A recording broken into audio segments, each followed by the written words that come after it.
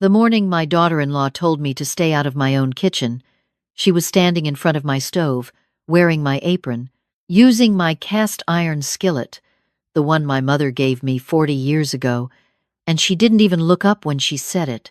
"We're trying to have a family breakfast, Margaret. You can eat after." I stood in the doorway of the kitchen I had cooked in for 31 years. I looked at my son. He was buttering toast. He didn't say a word. I turned around and walked back to my bedroom. I sat on the edge of my bed and stared at the wall for a long time. That was a Tuesday. By Friday, I had made a phone call that changed everything. But I'm getting ahead of myself. Let me start from the beginning. The way these things always have to be told, from the part where you think you're doing something good. My name is Margaret. I'm 68 years old. I taught high school English for 34 years in a small city outside of Houston, Texas. I retired 4 years ago with a pension, a paid-off house, and 2 cats named Steinbeck and Flannery. I had a routine I loved. Coffee at 6:30, a walk at 7, reading on the back porch until noon. My house was quiet in the way that only a person who has earned their quiet truly understands. My son, Daniel, is 41. He's a good-looking man, the kind who photographs well and talks easily in rooms full of strangers. He married a woman named Carla 6 years ago. I was at the wedding. I bought them a gift from their registry and danced at the reception, and told Carla I was so happy to have her in our family, and I meant every word. They had a baby girl 2 years into the marriage, my granddaughter, Lily. She was born with my son's eyes and a laugh that could fill a house. I drove to see her the week she came home from the hospital. I brought meals for 2 weeks. I stayed for 4 days and helped however I could. That is what mothers do. For the first few years, everything was manageable. They lived 40 minutes from me. I visited on Sundays. Carla was polite in the way that a person can be polite without ever being warm.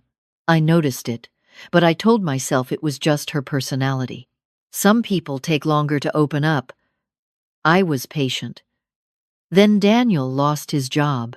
He was in medical device sales, and the company restructured, and one day he called me and said they were letting people go, and he was one of them.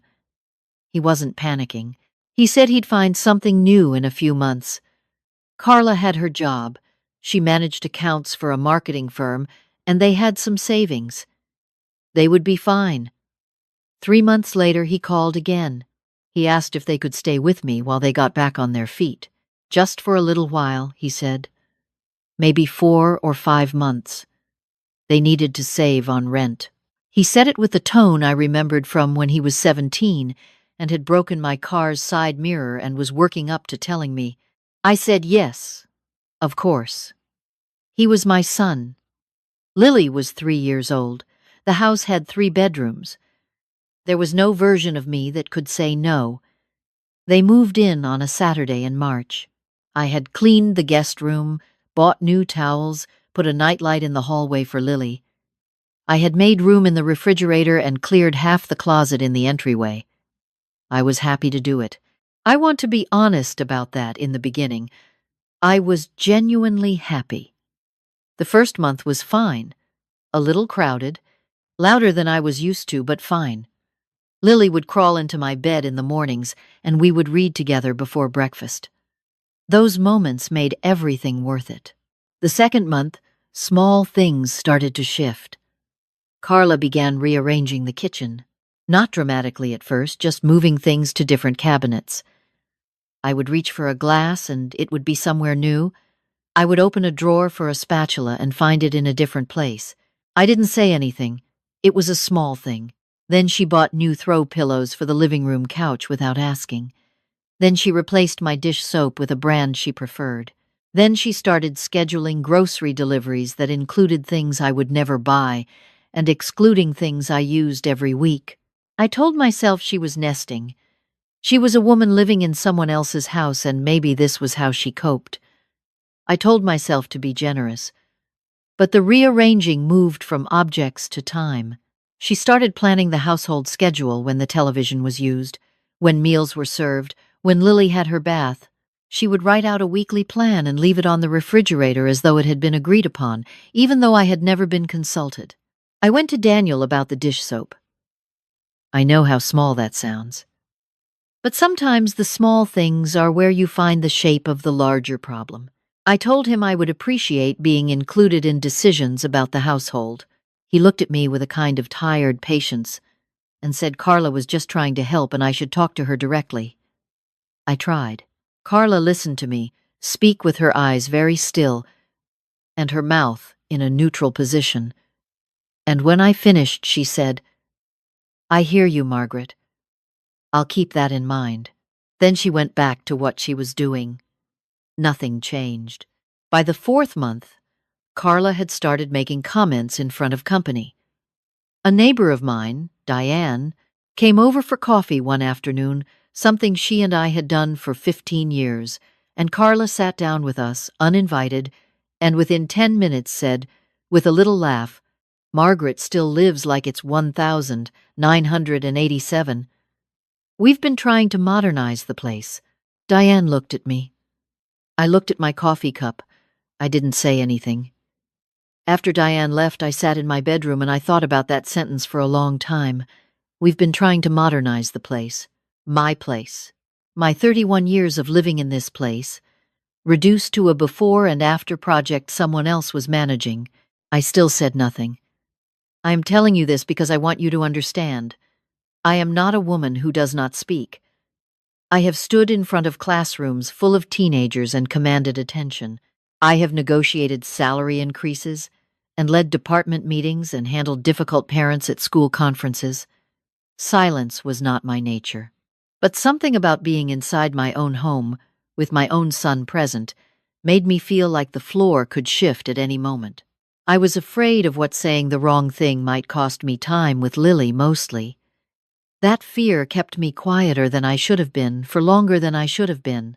Then came the Tuesday with the kitchen. I have already told you what Carla said. You can eat after. But I want to tell you the rest of that morning, because the rest matters. I went back to my bedroom. 20 minutes later, Daniel knocked on my door. I thought he was coming to check on me. He opened the door and said, "Mom, Carla is upset. She feels like you hovering makes her anxious when she's trying to do things for the family." I looked at him. "I was walking to my kitchen, Daniel." I know. But can you just give her space this morning, for me?" I did not answer him. He took that as a yes and closed the door. I sat there and I thought about the word hovering. I thought about the word family. I thought about who had been in whose kitchen and who was wearing whose apron, and who was standing in a doorway of a room they had owned for 3 decades being asked to give space. And something in me not loudly, not dramatically, but very clearly decided that I was done. I did not say anything that day. I did not raise my voice. I want to be very clear about this. I did not become someone I wasn't. I simply became someone who was finished being silent. That afternoon, while Carla was at work and Daniel was at the library with Lily, I sat at my kitchen table with a yellow legal pad and a pen, and I wrote down everything, every instance, every date I could remember, every rearrangement, every comment, every morning I had been made to feel like a guest in my own home. I filled 4 pages. When I was done, I looked at what I had written, and I was not surprised, but I was clarified. There is something about seeing a thing written down that removes all the softness you've been using to cushion it. Then I opened my laptop, and I called a woman named Patricia. Patricia had been a colleague of mine at the school. Her husband was a real estate attorney. We had stayed in close touch since retirement. I had been to her granddaughter's christening. She knew my house, knew my family, knew the whole shape of my life. I explained the situation to her, and she listened without interrupting, which is one of the things I have always loved about Patricia. When I finished, she said, "Margaret, do you know what a license to occupy is?" I did not. She explained it carefully. A license to occupy is an informal arrangement, and because Daniel and Carla had never signed a lease, never paid rent, never entered into any formal tenancy agreement. They did not have the legal rights of tenants. What they had was permission to be in my home, permission I had given, permission I could revoke. She told me to write a formal letter, a notice to vacate giving them 30 days. She told me to have it dated and to keep a copy. She told me her husband could review it if I wanted, and I said yes, please. I wrote the letter that evening after dinner, while everyone was watching television in the living room, the television in the living room of my house, with the volume set to whatever Carla preferred. I sat at the kitchen table with the door almost closed, and I wrote it carefully and clearly. I told them the arrangement was ending. I gave them 30 days. I thanked them for the time we had shared. I signed my name. The next morning, I printed 2 copies. I placed one in an envelope. I put the other in a folder in my filing cabinet. I did not give it to them yet. I want to explain why, because this part is important. I did not give it to them yet because I first wanted to have a conversation. I am 68 years old, and I have learned slowly, imperfectly, but I have learned that there is a difference between being decisive and being cruel. I did not want to be cruel. I wanted to give Daniel one more chance to hear me before the letter had to speak for me. That evening, I asked Daniel to sit with me at the kitchen table after Lily went to bed. He came in with his phone in his hand and set it face down in a way that told me he expected a short conversation. I told him clearly, without raising my voice, that I needed him to understand something. I told him that I had watched myself become a stranger in my own home over the past several months, and that I had stayed quiet because I loved him and I adored Lily, and I did not want to cause trouble. I told him that his wife had made comments in front of my friends that embarrassed me, that she had made decisions about my home without asking me, and that on Tuesday morning I had been told to stay out of my own kitchen. He started to say something about how Carla was stressed, about how hard the transition had been for her, and I raised one hand and I said, "Daniel, I'm not finished." He stopped. I told him I was not asking him to choose sides. I was not asking him to speak against his wife. What I was asking was simple. I needed to be treated with basic dignity in my own home. I needed to be included in decisions about my own house. And I needed to know clearly what their plan was for moving out, and by when. He was quiet for a long time. Then he said, "Mom, I didn't know you felt this way." And I looked at my son, this man I had raised, this boy I had made lunches for and driven to baseball practice and stayed up with when he had a fever, and I said, very quietly, "I know you didn't. And that's part of the problem." He didn't answer. He picked up his phone and went to bed. The next morning, the house felt different. Carla did not speak to me directly, but she was careful, the way a person is careful when they sense that something has changed and they are not sure what. Daniel made eye contact with me over breakfast and then looked away quickly. I waited 3 days. Nothing changed. No conversation was started. No plan was offered. Carla continued to set the meal schedule. She continued to organize the living room. On Thursday evening, she moved my reading chair, the blue one by the window, the one where I had read every book I'd loved for 20 years, to a different corner because it opened up the room better. On Friday morning, after Daniel and Carla left for the day and Lily was in preschool, I placed the envelope on the kitchen table where they would see it when they came home. Then I got in my car and I drove to Patricia's house. She poured me a glass of iced tea and we sat on her back porch, and she asked me how I felt. I told her I felt very calm. She said that was the right way to feel. We talked about our grandchildren for a while. I stayed for 2 hours. It was the most peaceful I had felt in months. When I got home, Daniel's car was in the driveway, even though it was only 4 o'clock. He was sitting at the kitchen table with the envelope in front of him, open, the letter on the table beside it. Carla was standing at the counter with her arms crossed. Lily was in the other room watching something on the tablet, which I was grateful for. Daniel looked at me when I walked in. He looked like he wasn't sure who I was. "Mom," he said, "what is this?" I sat down across from him. I placed my hands flat on the table. I said, "You read it. You know what it is." Carla said, "This is your son, Margaret. This is your granddaughter." I turned to her. I kept my voice very even. I said, "Carla, I need you to let me speak with Daniel right now." She looked at Daniel. He gave her a small nod. She left the room. Daniel and I sat across from each other in my kitchen.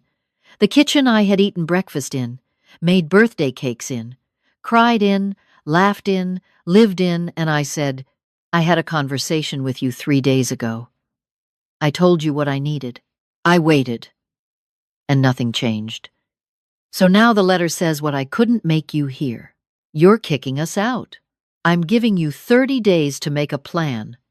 That is not kicking anyone out. That is a mother asking her adult son to take responsibility for his family." He looked down at the table.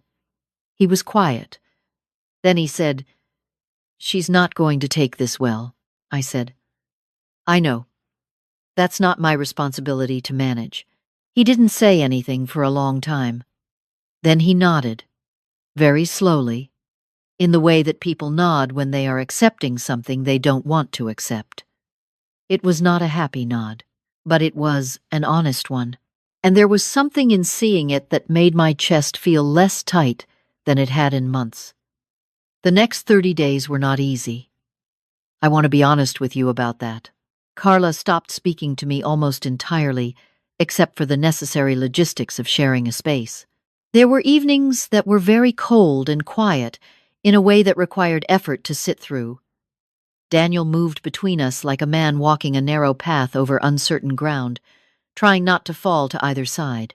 But something had shifted in me that could not be shifted back. I had stopped bracing. I went back to making my coffee at 6:30. I moved my reading chair back to its place by the window. I started inviting Diane over for coffee again on Thursday afternoons. I cooked what I wanted for dinner on the nights it was my turn to cook, and when it wasn't my turn, I said good evening and went to read in my room without apology. Lily still crawled into my bed some mornings. That part did not change. Whatever was happening between the adults, she still wanted to hear stories, and I still wanted to tell them. We read about a bear who lost his hat, and a girl who planted a garden, and a rabbit who found his way home. Those mornings I held on to carefully. On the 28th day, Daniel told me they had signed a lease on an apartment 15 minutes away. They were moving on the weekend. I said, "I'm glad. I mean that, Daniel. I am genuinely glad." He looked at me, and something shifted in his face, a small opening, like a window cracking in a room that has been shut too long. He said, "I should have handled this better." I said, "Yes, but here we are." He nodded. "I love you, Mom. I love you too." That was never the question. On Saturday morning, 2 men in a truck came and carried furniture out of my guest room. By afternoon, the room was empty. I stood in the doorway for a moment and looked at it, the bare mattress, the marks on the wall where their picture frames had hung, the late afternoon light coming through the window the same way it always had. I went and got my own things, a quilt I had stored in the closet, a lamp from the hall, a small watercolor of the Texas hill country that I had always meant to put somewhere and never had. I spent an hour making the room feel like mine again. When I was done, I sat on the edge of the bed, and the house was quiet, and it was the quiet that belonged to me. That evening, I made a real dinner for the first time in months. Not the careful cooking of someone sharing a kitchen, but the kind where you take your time and use every burner and leave the radio on and don't apologize for the smell of garlic. I made a pasta I had loved for years. I opened a bottle of wine. I ate at my own table with Steinbeck on the chair beside me, and when I was done, I washed the dishes slowly and dried them and put them exactly where they had always lived. I want to tell you something I have been thinking about since all of this ended. There is a belief that loving your family means absorbing whatever they give you, that a mother's love should be endless in its tolerance, that the right thing to do is always to hold on, bend, accommodate, give more. I believed that for a long time. I am 68 years old, and I taught that belief to myself for decades without meaning to. But I think there is a different kind of love, a harder kind, in some ways, but a more honest one. It is the love that says, I will not become invisible for you. I will not disappear from my own life so that you can be more comfortable in it. I will not let this house become something I have to survive, rather than something I get to live in. That is not coldness. That is not selfishness. That is the kind of love that tells the truth. I have seen Daniel twice since they moved out. Both times were fine. Careful. Still the way things are when they are in the process of becoming something new but fine. Lily still asks me to read to her when she visits. Last Sunday she fell asleep on my couch with her head in my lap, and I sat very still for a long time so I wouldn't wake her. The reading chair is back by the window. The cast-iron skillet is in its place. The kitchen smells like coffee in the morning the way it is supposed to. I watch the news in the evening with the volume where I like it. Some nights the house feels very quiet. I won't pretend otherwise. Quiet is not always the same as peaceful, and peaceful is not always the same as happy, and I am still finding my way among all three of those things. But I am finding my way in my own home, in my own time, on my own terms, and that after everything is more than enough. If you are someone who has been told, in one way or another, that your presence in your own life is an inconvenience, I want you to hear this. You are allowed to take up space. You are allowed to sit in your own chair. You are allowed to say, clearly and without apology, that this is where I live, and I will not be moved. You are allowed to choose yourself, not instead of love alongside it. In spite of the fear, even when the people you love most are the ones making you afraid, you are allowed to be at home.